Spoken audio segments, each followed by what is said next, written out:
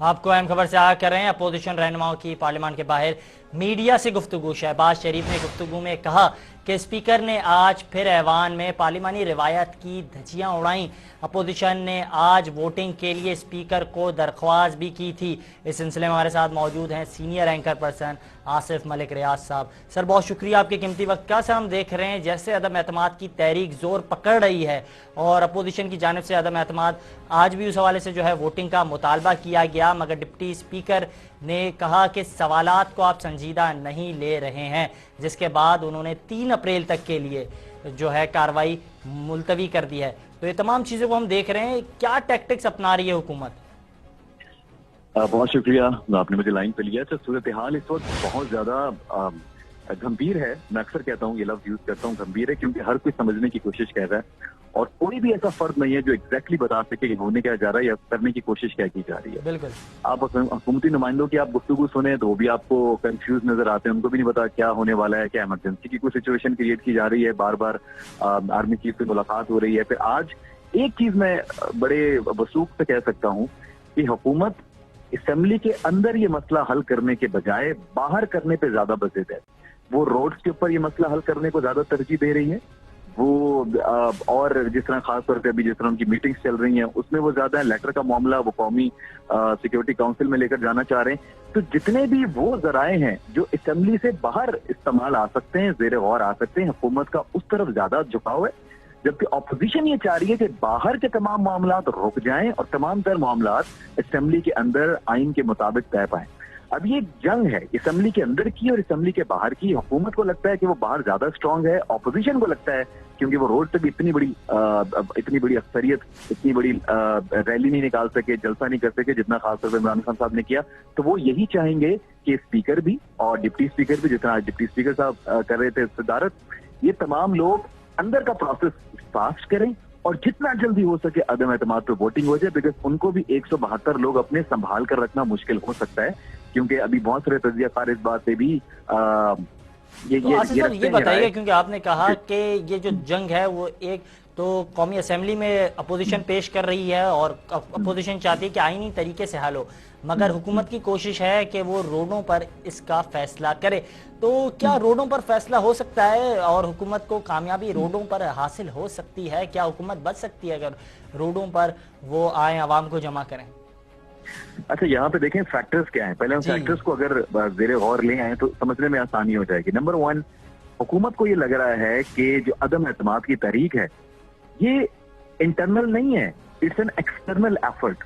یہ باہر سے ایک بیرونی سازش کر کے یہ چیز بنائی جا رہی ہے اور یہ حکومت کے خلاف ایک پوری پلانڈ سازش ہے، اور عدم اعتماد کی تحریک سے پہلے کیونکہ لیٹر کی ڈیٹ اور تمام تر چیزیں ہیں آن ریکارڈ، تو اس وجہ سے ایک تو حکومت نہیں چاہ رہی کہ اسمبلی کے اندر معاملہ، کہ ان کو لگ رہا ہے کہ ہر چیز فکسڈ ہے، ایوری تھنگ از فکسڈ، بس رائٹ ٹائم کے اگر وہ چیز ہو جائے گی تو عمران خان صاحب چلے جائیں گے۔ اس لیے وہ کہہ رہے ہیں کہ جو باقی تمام تر میرے وسائل ہیں، جو ذریعے ہیں، میں وہ یوز کر لوں اور میں کسی طرح پروف کر دوں کہ میرے خلاف یہ سازش ہو رہی ہے۔ اچھا، سازش کے حوالے سے اس سازش کے حوالے سے یہ دیکھنا ہوگا، نمبر 2 آپ کو یہ دیکھنا ہوگا، بہت امپورٹنٹ ہے کہ آرمی اس کے اندر کہاں پہ کھڑی ہے، بیکاز آپ نے خاص طور پہ 23 مارچ کے پریڈ والے دن بھی آپ نے باجوہ صاحب کے کامنٹ سنے ہوں گے کہ ہم نیوٹرل ہیں، ہم چاہتے ہیں کہ تمام جو سیاسی چیزیں ہیں وہ ہوتی ہے لاء کے مطابق اور ہمارے آئین کے مطابق سلسلہ چلتا رہے۔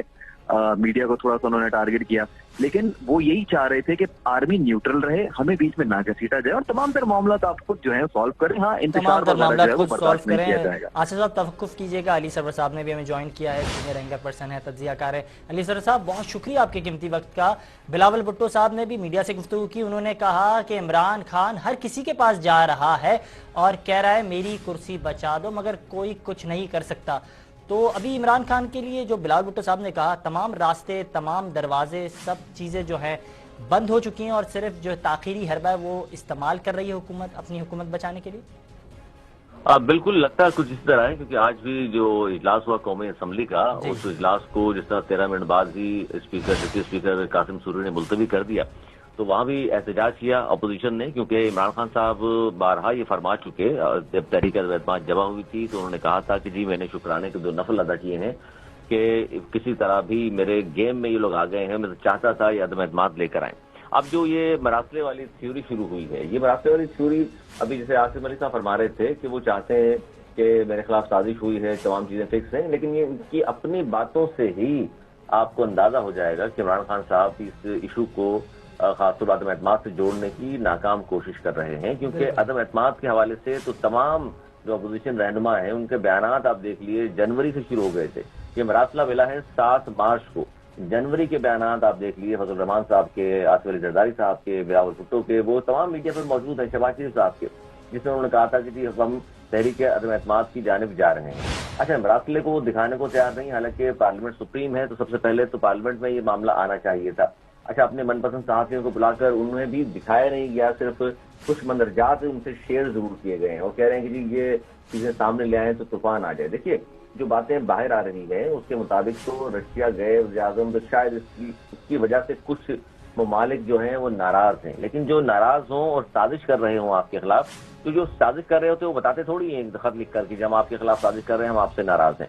اور جن کی جانب اشارہ کیا ہے جس ملک کی جانب، وہ تو سب سے زیادہ ویکسین بھی آپ کو دے رہا ہے، امداد بھی آپ کو دے رہا ہے. اور پاکستان کے وزیر اعظم اگر رشیا گئے بھی تھے تو انہوں نے کیا اچیو کر لیا؟ وہاں کوئی معاہدے تو نہیں ہوئے، یہ تو گئے ہیں واپس آئے. اس میں تو اتنی جلدی نہ پاکستان اپنا بلاک تبدیل کر سکتا ہے، جس کا یہ شاید اشارہ اس طرف کر رہے ہیں. بس بار بار حکومتی جتنے بھی ممبران ہیں کہ جی وہاں چلے گئے تھے تو دیکھ لیجیے عالمی سازش شروع ہو گئی اور اس کو جوڑنا چاہ رہے ہیں عدم اعتماد سے. دیکھیے عدم اعتماد تحریک ایک الگ ہے اور عالمی سازش ایک الگ ہے. کیونکہ عالمی سازش اگر ہو بھی رہی ہے تو وہ وزیر اعظم کو خط نہیں آیا، وہ تو سمجھتے ہیں پاکستان کے خلاف ظاہر خط آیا ہے، تو اس پہ تو پوری قوم ان کے ساتھ ہے، اپوزیشن بھی ساتھ ہے. بالکل، بہت بہتر نشاندہی کے لیے سرور صاحب اس سلسلے میں آصف صاحب سے بھی جو ہے بات کریں گے کہ یہ جو خط آیا وزیر اعظم کو تو آصف صاحب نہیں آیا، پوری قوم کو دکھانا چاہیے تھا، چند صحافیوں کو دکھایا بھی نہیں، کچھ باتیں شیئر کی. اور اپوزیشن کا بھی اس حوالے سے یہی موقف ہے کہ اگر کچھ ایسی باتیں ہیں جس سے ملک کو خطرہ ہے تو پارلیمان میں پیش کریں اور تمام چیزیں عوام کے سامنے ہوں، میڈیا کے سامنے ہوں، لوگوں کے سامنے ہوں. تو اپوزیشن کا تو مطالبہ ہے مگر حکومت وہ بھی دکھانا نہیں چاہتی.